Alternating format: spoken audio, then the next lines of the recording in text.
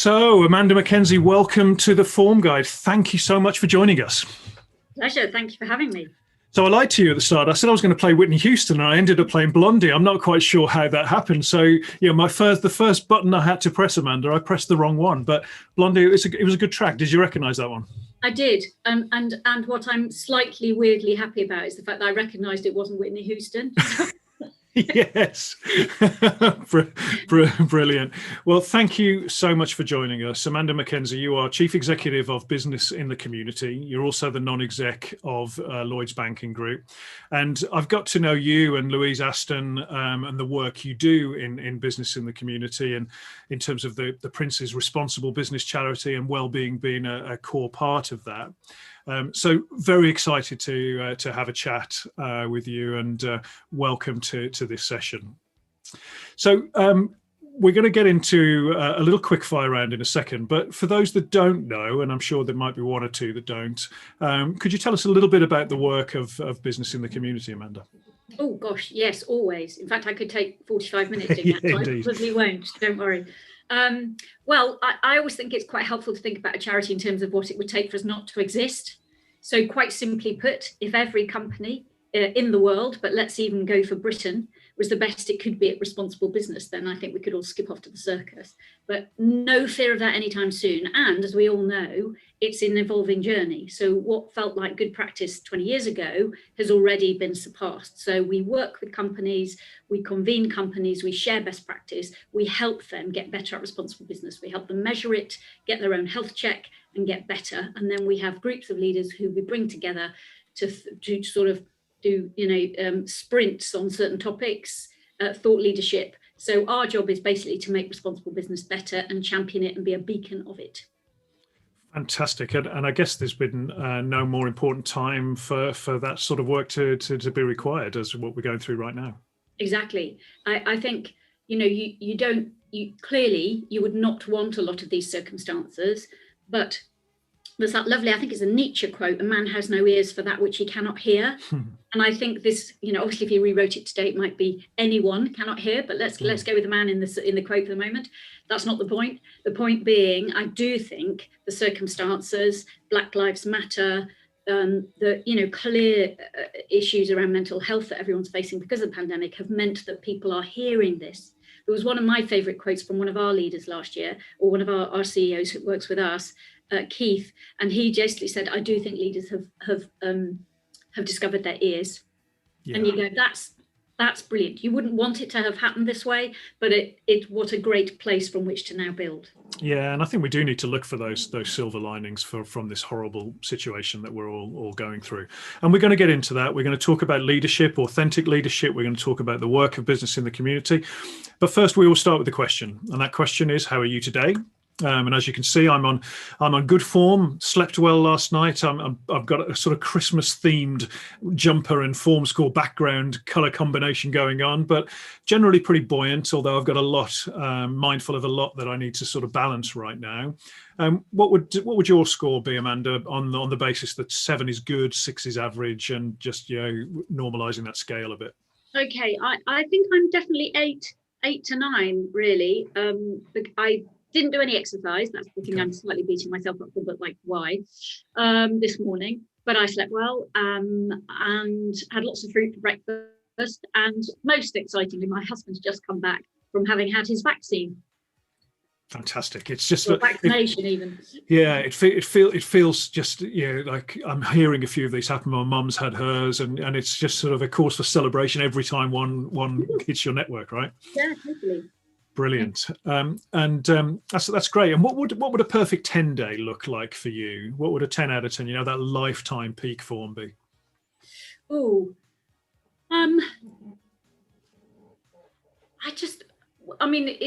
it's almost like a job interview question in a weird sort of way, isn't it? And I think it would be that you start it well, as you say, you've slept well. So it's started well. There needs to be a family element of it around a meal, and where we're all happy because we're big foodies, so we love that. But then there also has to be a big feeling of knocking a lot of Skittles down. So stuff being done that seriously creates impact. That would be extraordinary. Yeah. But then that would be in retrospect, I suppose, wouldn't it? So it's quite hard to, in the moment. You'd have to recalibrate in the moment. Yeah, it's interesting, isn't it? So you've touched on a few of the drivers of well-being there. So that level of connection, good sleep, but then the sense of purpose and sense of achievement that we get from what we do professionally or other areas of our life. And it's interesting, isn't it? Some of it we can control, and some of it the stars just have to align for that perfect day to happen. And we're not striving for perfection. We're striving to be well and maintain good balance. Yeah, brilliant. Brilliant. So the quick fire round, this is not something you've had a chance to prepare for. So I'm going to ask you a series of questions. If mental health were and then you can just the first thing that comes into your head. So if mental health were an animal, Amanda, what would it be for you? So I have slightly cheated on this because I happen to know you've asked this question. Okay. So I was discussing it with my son, who's 24, who's a very wise soul.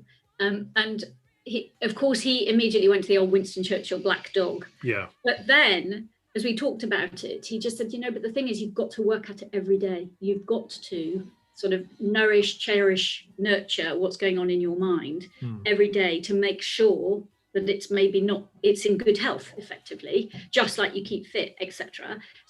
So he then said, so I'd go for an animal that was incredibly resilient. And then he said, a cockroach. And I went, okay, interesting. But then he said, apparently they can live for a week without a head. So make of that what you will. Brilliant. The mental health cockroach. And they are incredibly resilient animals. You're right. When you were speaking there, I was thinking of, an animal that just keeps coming back and keeps working at it, like a work horse or something like that. But the cockroach, I like that one. We've had a few really interesting answers to that one, but that's a good one. So thank your son for me. I will. So if mental health were a colour, what would it be? And it's not my jumper. No. Well, I mean, it's yellow for me. It has to be that the sunshine. I know it might be corny, but I just, it's actually when we feel the sun on ourselves, when we, it is a bright color. That's that. Yeah, and that's right. And it's always, I quite like the imagery of, particularly with mental ill health, that the sun is always shining behind the clouds. And that gives me comfort when I'm in a period of depression. And apologies for the noise. I think, as I mentioned, my little lad is due to be doing some homeschooling with my wife, and it's not going to plan by the sounds of things. I think that was a door slammed. So, conscious that many parents will be going through this at the moment, Amanda. Yeah, I think as I say, any parent homeschooling, I have my utmost respect. And my noise is some building work going on in the background. So, not to my knowledge, a screaming builder at this point. I just think it's extraordinarily tough. So I think, as leaders, I'm very conscious a lot of companies are very aware of this and what you can do about it, how you treat the kind of commensurate exhaustion off the back of it, and also just literally the capacity people have to do their day job is stressed. Yeah. But that's the situation we find ourselves in. We've just got to be really thoughtful about it. Yeah, and I've been hearing, new terms around burnout being coined, like home burnout and lockdown burnout, which burnout has traditionally been associated with workplace, whereas for certain segments that we're burning out because of what we've got to do at home as well. That lovely phrase about sleeping in the office, actually, I'm working from home, sleeping in the office, which actually I think brings to life a lot more. Yes. I think I think I'm sleeping in a primary school right now, which is even worse. So if mental health, Amanda, were a food, what would you describe it as?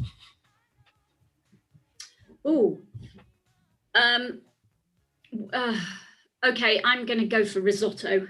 Okay, why risotto? I'm not a massive fan of risotto either, but I do think there's times when it's comforting and stays warm for a long period of time. Yeah. It has a lovely mixture of ingredients, and it just speaks of a foreign land. Yeah. A good risotto. I love that. It does, because there's different textures, there's different flavors. As you say, that mix of ingredients, and I think, like we discussed with the animal, it does also require work, doesn't it? You've got to tend to your risotto. You can't just leave it and walk away. Right. So yeah, the mental health risotto. This is good stuff. It's amazing what you do when you can prepare it, isn't it? Absolutely. Okay. So if mental health were a song for you, Amanda, what would that be? I do. I'm a classical music fan. And I have to say, Mozart Flute Concerto is for me, one of the most uplifting pieces. So I can literally feel my mind aligning as I listen to it. So fantastic. I would want that effect to be for everyone. Yeah, fantastic. And it has been proven, hasn't it, that classical music is good for our cognitive ability, it's good for our brains. So we'll put a link to that concerto in the show notes so people can experience that with you as well. Okay, so I'm going to do one more from the quickfire selections, this one is the most difficult one. I'll say this in advance. If mental health were a sound, what would it be?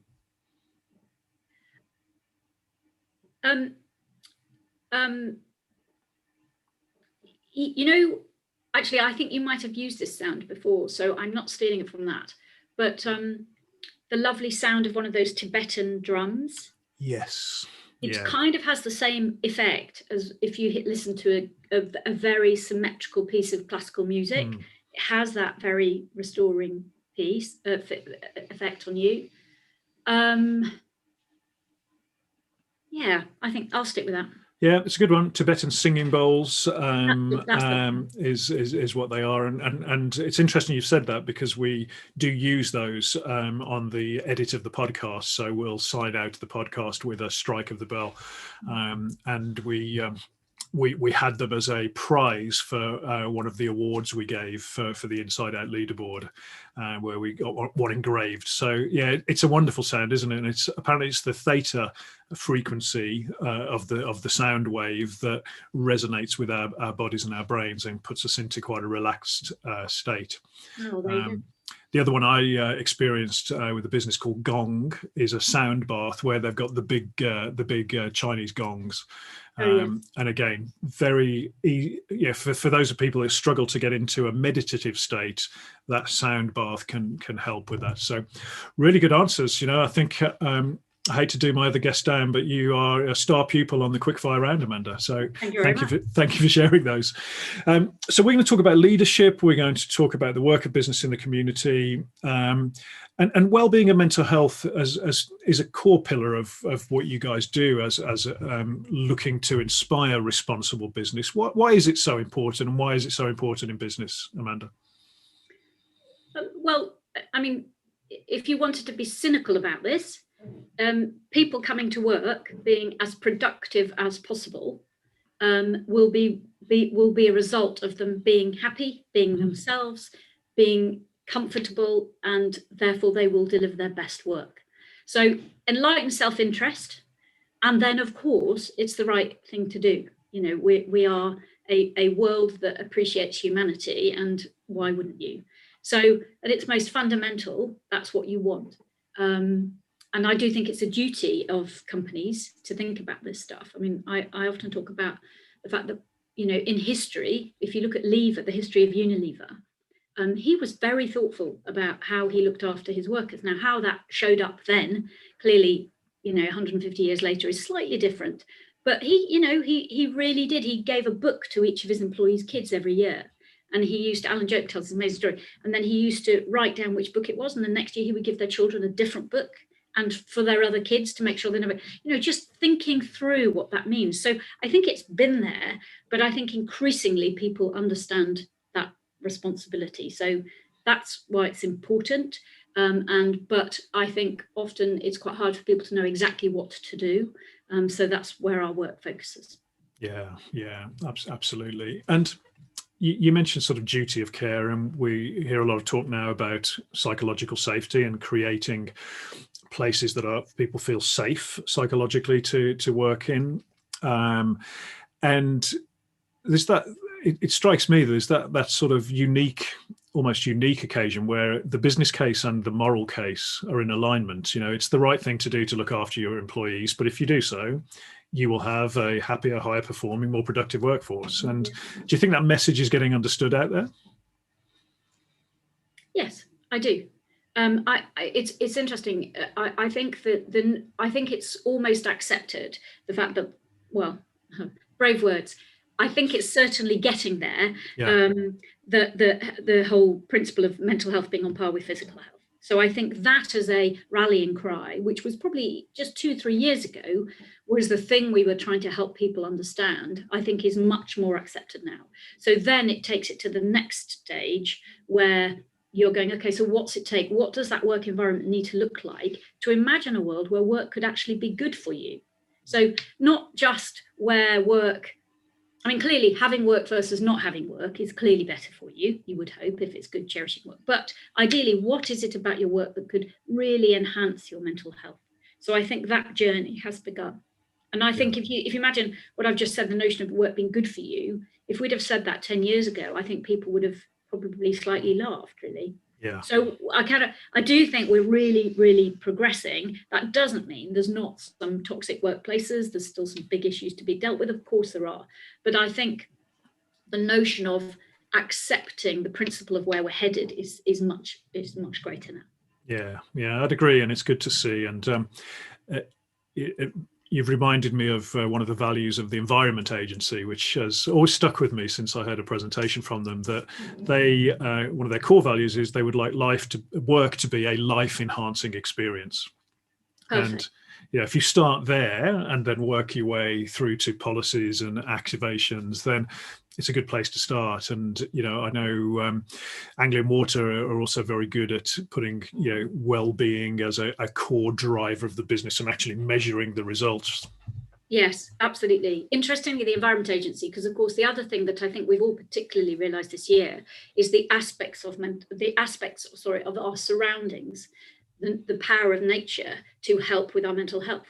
Yeah. So suddenly, when the SDGs, the Sustainable Development Goals, were put together, everyone kind of tried to sort of take them as individual things. But the reason that the UN felt comfy having 17 of them was that they're all interrelated. And I think we've learned that a lot, and that financial health, financial security, and all of those things now, you can't just pull one out. You can't have one in isolation. Yeah, and I think that's probably the evolution, isn't it? That we look at helping everybody in the workplace be more literate about their well-being and mental health, be more intentional about it. And it's not, we need to support the people who are struggling for sure, but actually there's a cohort in the middle that could benefit from just investing at a personal level in their well-being. And I think employers are starting to help bring that self-awareness and literacy to people, from what I can see. Yeah. Good. So we're going to talk a bit about leadership, I think again the pandemic has brought to us the need for compassionate leadership, for vulnerable leadership. We hear those terms quite a bit. What's your perspective on that, Amanda? And what do you see out there that is good leadership through these challenging times? And it's a bit like the collaboration word, compassion is it's quite an easy word to say and quite a hard word to really do. Personal experience over the summer, I thought I was being terribly compassionate on a particular issue, and it turns out I wasn't. Yeah. Luckily, I learned the hard way, but I kind of got there. And I wasn't doing it not to be compassionate. I just didn't realize quite how far that meant I had to go. So I think it requires people to be really thoughtful and really determined about it.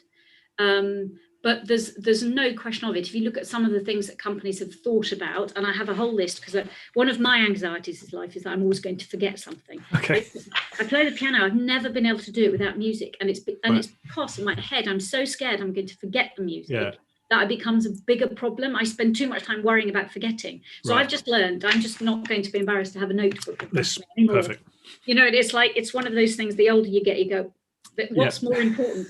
That I'm useful in the moment, or that I've remembered something. It's like, hello, get over yourself. Indeed. So some examples, Morrison's have developed a hardship fund. So they've really acknowledged, they know some people would have had a really tough time of it, so they developed hard. Santander made available a 24-hour psychologist.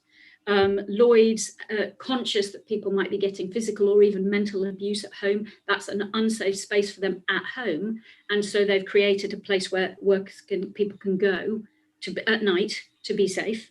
Other companies, they've created a well-being hour, so that every day, or every week actually, it's just no one is allowed to put any meeting times in. It's like their yellow space. We do it over lunchtime. It doesn't always work that way. But it's the principle of saying, you know what, I haven't had a walk today, I'm going to have a walk, and everyone respects that. CEOs doing webinars on kindness. One company sent a hug in a box, tea bags, mugs, and the lot.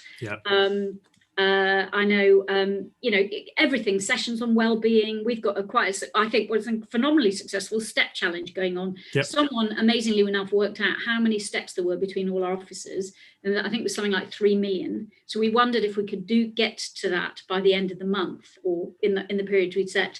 And rather extraordinarily, we'd beaten it in the first week. But I learned 2 things. I'm thinking, are people walking through the night? What's going on? But I know I now have a lot of fit people in our team, because they're clearly marathon training, so they're ramping up their steps. But that's been great fun, actually, and a lovely way for us all to connect. And that's the other thing, I think, that leadership particularly in this last year, how we create connections, because whilst the advantage of over screens, everyone says, is the democratization of how we all are, you still don't quite connect in the way that you might like. So it's, as a leader, they have to connect really thoughtfully about this stuff. And then clearly a lot more companies are thinking about the online resources they're helping their families with as well.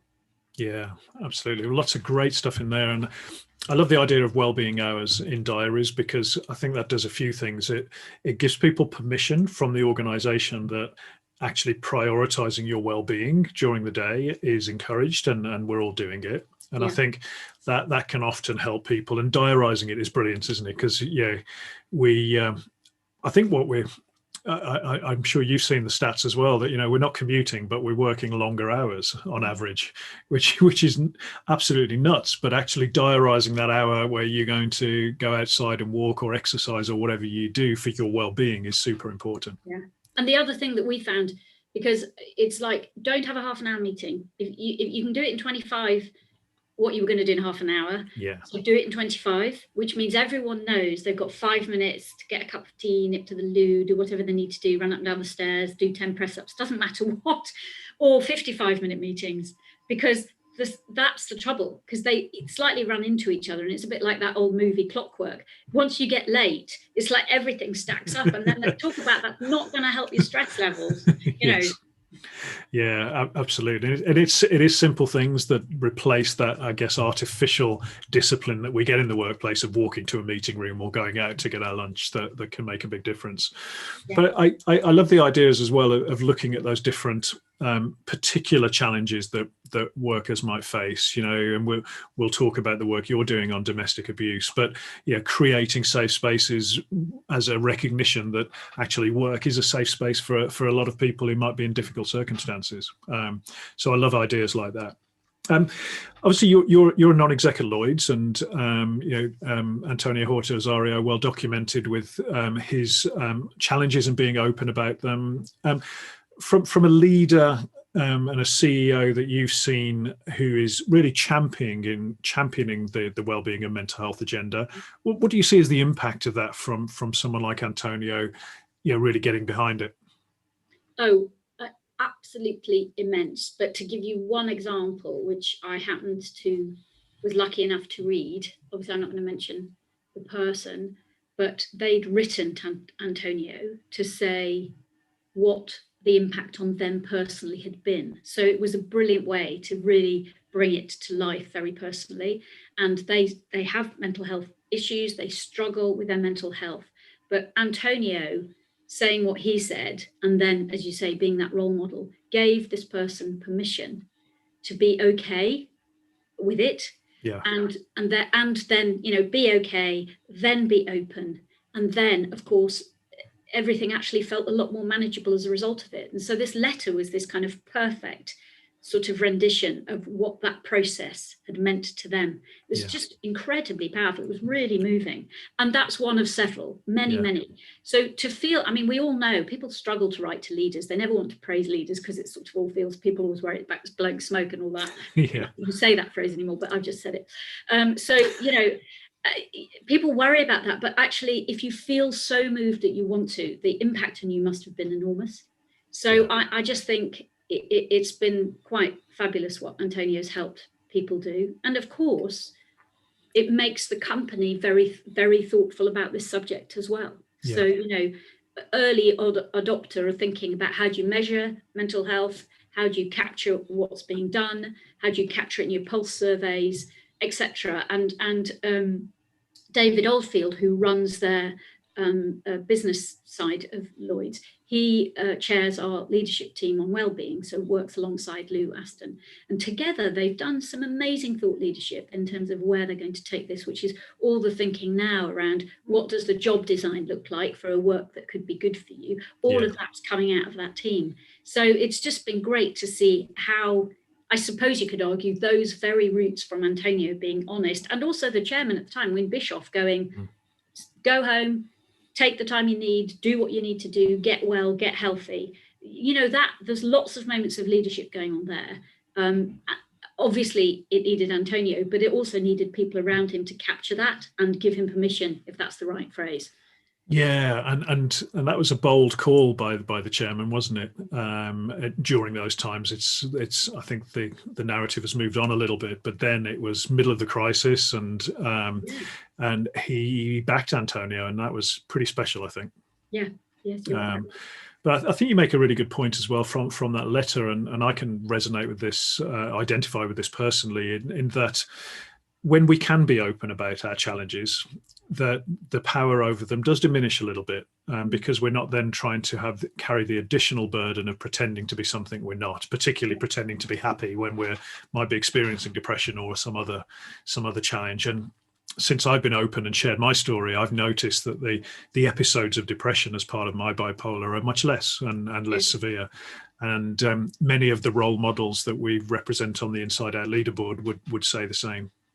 Yeah, for certain. I remember I was very lucky. I worked with Jan Gooding, who was the chair of Stonewall. Yeah. And during the time when she came out, and I'm sure she won't mind me saying this because she's been public about it, but she felt that her mental health was definitely struggling because she wasn't being open. And she knew that in order to feel that she could cope with everything and be the person she wanted to be, she had to do that. So there's no question that it has a fantastic impact on you to think about those things that are getting in the way of you being open and authentic, and then that will help your mental health, no question of it. Yeah, absolutely. But I mean, you're the expert on this, and Lou's the expert on this. Yeah, and it's encouraging to talk to so many people out there in leadership roles in business that are looking to move the agenda forward, which is great. I've got a question for you around SMEs, because obviously we see some great work being done with big business, who arguably have the resource to do the great work. Yeah. What are your thoughts on SMEs? And I guess particularly right now, where if you're running a smaller business and you're trying to stay in business, and you've got really conflicting priorities over your time, and perhaps don't have the support functions of a large corporate, a large multinational, how can they really prioritize mental health and well-being of their people? I'm going to answer that shortly, but the stat I was quickly looking up is incredibly, the incidence of people having mental health in SMEs and feeling that their employer isn't dealing with it is far less, just shy of 20% less, which is amazing. And so that leads you to go, so what is it about the SME environment that, and I'm not sure we necessarily know, other than probably the layers from the bottom to the top are smaller by definition. Yeah, it's probably more of a family kind of atmosphere. So that nature, that friendship, the closeness that you were talking about earlier. So there's definitely something there that's clearly helping people. But obviously what they then don't have, to your point, is the resources necessarily to deal with what they have to deal with in quite the same way. But I think there's quite a lot of large companies that are aware of how can they use the resources they have against certain issues to help their SMEs in their supply chain do this. And increasingly, we're looking to help make that happen as well. But I do think it's just such I mean, you know, on the whole, I would imagine, and SMEs will be more led by their founder. I mean, you know, it's almost like jumping right back to where we started in terms of thinking about Unilever. You will have that slight sense of care of your and duty of care. I think will be more profound when it's your business and you're dealing with 50 people than, you know. Yeah, I think 4,000 or whatever. Yeah, I think you're right. And actually, often in large business, large corporates, we often see the blockers might be the middle management layer. You know, you've got the board who's saying, right, we're going to do good work on mental health and well-being, and we've got the groundswell of people wanting that. And sometimes it can get a bit stuck in middle management. Whereas with less layers, if the culture is there, if the willingness is there, then actually implementing that open, supportive culture might be a little bit easier. And it's making me reflect on a few of the role models from the leaderboard from smaller businesses, where once they've been open and really push the agenda, that change can happen much quicker. Interesting. So I'm keen to talk about your work on domestic abuse, and you know, this is a pretty serious topic at the best of times or the worst of times, but right now we're in challenging times where I guess we're seeing, you know, those challenges amplified for a lot of people. And there's my little boy still not going where he needs to go. Oh dear. Do you want to bring him in? my wife is kindly closing the office door, so apologies everyone. Homeschooling at its finest. Well, you were talking about authentic leadership. It's fine. Everyone's dealing with their equivalent moment. So just all going, oh goodness, that's not me today. Yes, indeed. So you know, that's what's happening in my household. But I'm taking it personally, by the way, to shut up. But that's fine. Yeah, it definitely wasn't directed at you, Amanda. It definitely wasn't. But I think everything is amplified right now. There's those stresses that we've just seen there with my little lad, but the horrible situation of domestic abuse, given that there's not the physical space that we're going to in a lot of cases, is being amplified, isn't it? So I know business in the community are doing some fantastic work in terms of toolkits, but tell us more about the issue and your response to it.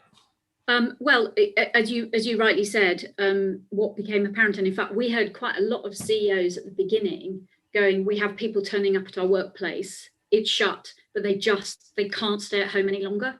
So we have to open up the workplace for people that have, you know, gone through a process and said that is the case. So it suddenly became more prevalent. I mean, I think it's obviously always been there. It's got worse. Yes, we've updated our toolkit. You can download the Business and Communities Public Health England Domestic Abuse Toolkit and our COVID-19 Domestic Abuse and Employees Toolkit. So if people need to look that up, but I guess you'll kindly we can put links to those. That's helpful. I mean, it's as simple as they need to seek refuge in whichever way that shows up. So I think, you know, understanding that, and as I gave you the example from Lloyd's earlier, just being sensitive and thoughtful about it, be it what seems to be the more everyday opening up the office for people that really need it, right through to places that people can actually escape from their homes, and hopefully then that can be a journey to a better kind of home somewhere in the future. Yeah. I mean, I think it's as simple as that. There's a lot of work being done on the specifics of it, but really fundamentally, what an appalling thing that in people's own home with people that they thought loved them and they loved, that's what's happening. Come and say hello. Come and say hello. Come and say hello. No. Okay. Hello. I'll say hello. Thank you for joining us.